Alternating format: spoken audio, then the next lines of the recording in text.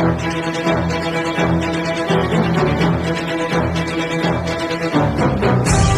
what's up, everybody? We are here. Doing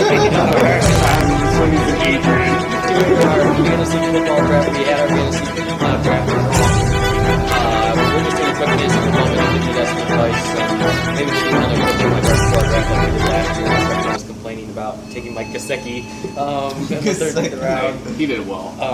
He did decent. But we're just gonna randomly, give some of our thoughts on the, we're not without giving away our entire draft plans, but just a few guys maybe are sleepers, maybe a couple guys to avoid that just you don't want to draft. So here with Joe Salazar, Stephen Poer, as you can see on the screen now.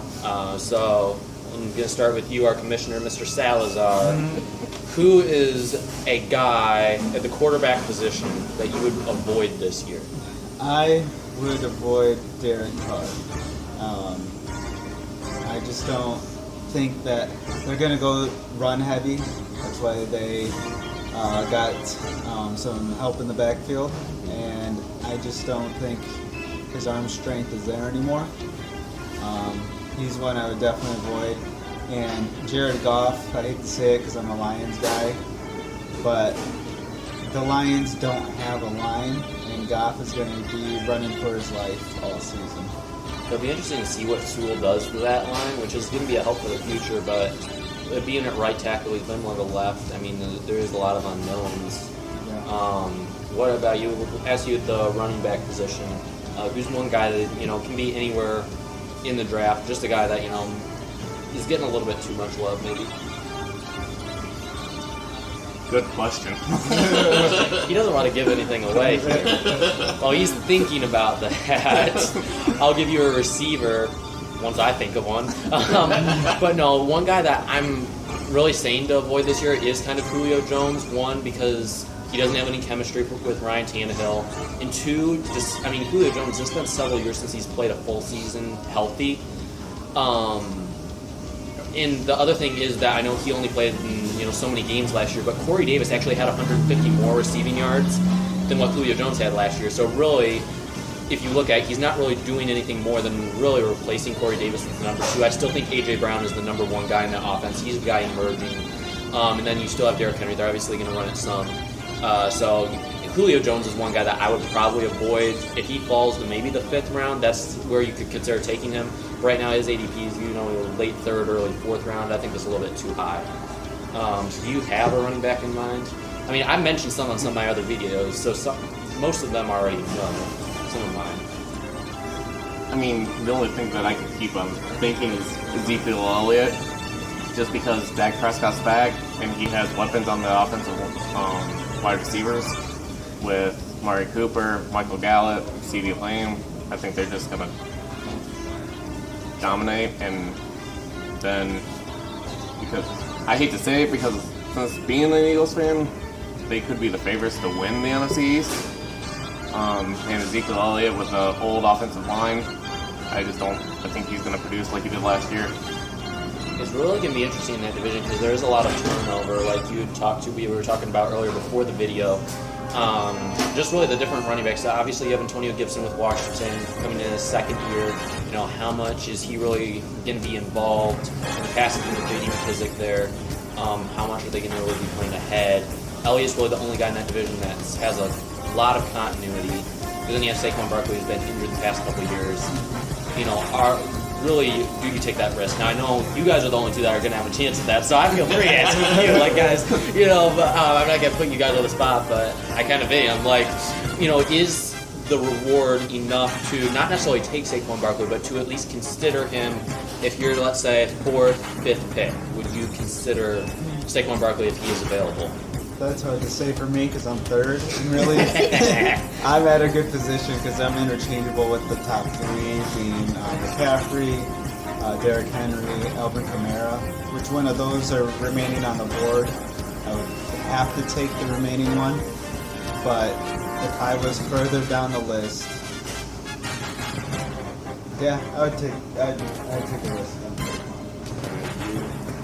I would too. Just because Saquon Barkley's going to come back with something to prove. The only reason that I don't is because I was the one that got burned by it last year, taking them with the 3rd overall pick. If you haven't gone back and watched the video, we did a reactions video last year, and I was like kind of torn that Patrick Mahomes was off the board with the first pick of the draft. But I was kind of glad because Saquon Barkley had fallen to me. I was thrilled because I didn't know who I was going to take with that 3rd pick.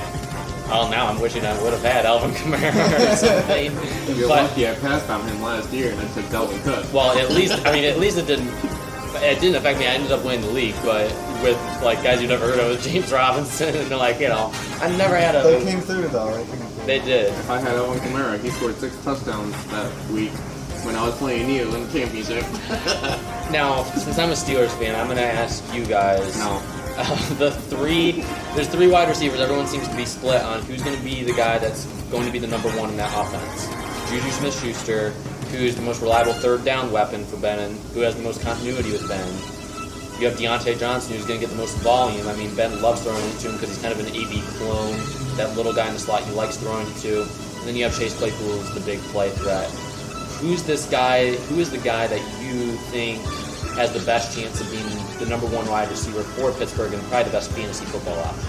I'd go with Claypool. Just because Deontay Johnson, he had a lot of drop passes last year, and I don't know how well he works with his hands this year. I'd go with Juju Smith because he's more a red zone threat, where Claypool seems like big play threat. So I guess it depends. He is. Yeah, he's an old 24 years old. So I guess it depends.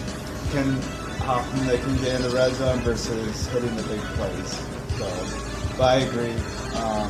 Johnson did have a lot of drop passes. If he can recover from that, he could be like an AB play then. If you're a guy if you're in a fantasy league that gives points for punt return, kick return touchdowns, Deontay Johnson does have some value. But really, in terms of the ADP Juju's going in 8th round and stuff. If you can get in there, that's incredible value, really, when you think about it. You're looking at him as, a wide receiver 3 flex spot. Oh, now he's thinking about it. Well, I can strategize, I'll take him 6th round. I think he's going to be there at 8. I think the interesting thing is, where all these guys go off the board and stuff. I mean, we do have 2 relatives of mine that are also Steelers fans in the league, Are these going to go higher? I mean, some people, I like the potential of Chase Claypool, but there is a lot of unknown there. Would I really take him as my wide receiver 2? That's really a big if. That's, a big question mark. If he's my flex guy, I'd consider it, but for someone like me that likes taking running backs early on, although I may not be able to this year because of those 10 stinking pick for the second time in 3 years. We'll see what happens. But do you guys have any other... do you guys have any other things, just random thoughts this year on a certain player you want to take, and anything that you want to add? Well, I think the most improved quarterback will be Carson Wentz this year, just because his best year was in 2017 with Frank Reich as the OC, and now he's the head coach. He's head coach, so I think they're going to have a really good year. They have a great offensive line.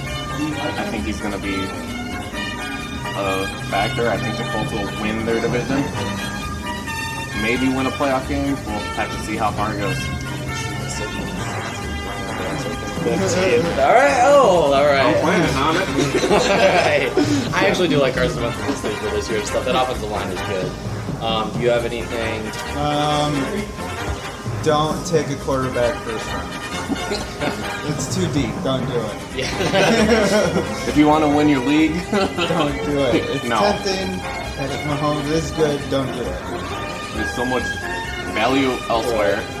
The one sleeper that I've mentioned before in one of my videos is Jordan Love of Green Bay Packers. If Aaron Rodgers does hold out or gets traded, a lot of people are throwing Green Bay, in the trash. But Jordan Love is a really talented quarterback coming out. I mean, he was getting compared to Patrick Mahomes. Again, not saying he's going to be, but he does have the arm talent. He can make plays out of nowhere. He could be a poor man's Patrick Mahomes, be a guy that can go off for those 30-point weeks occasionally. He has better weapons, really, than what Aaron Rodgers has had in quite a while. With the addition of Amari Rodgers in the draft, you still have Devontae Adams on the outside, 2 good running backs with Aaron Jones and A.J. Dillon in the backfield, and still a pretty good offensive line. Jordan Love is a guy, if he gets the chance to start, there's a lot of upside there, especially a guy that you're be taking in the last round. So, even if, you don't care for that, you can always drop him after week 1 and pick up a Ryan Fitzmagic or whoever you want as your, backup quarterback. Stafford, he's actually not bad, but he's moving up. Yeah. So, but that's actually going to do it all for today. But thank you for watching. Be sure to like, share, and subscribe. We'll probably be back maybe either before or after the draft. Something quick like we did last year when we were. They were thrilled, and I was thrilled. Ticked off about my stinking draft. But anyways, we'll see. Just a reminder, he's got the 10th pick. Shut it up then. All right. Until August 2nd, that is Joe Salazar. That is Stephen Poer. Signing off. I'm Andrew Wilbar. Be sure to like, share, subscribe. We'll see you at the draft.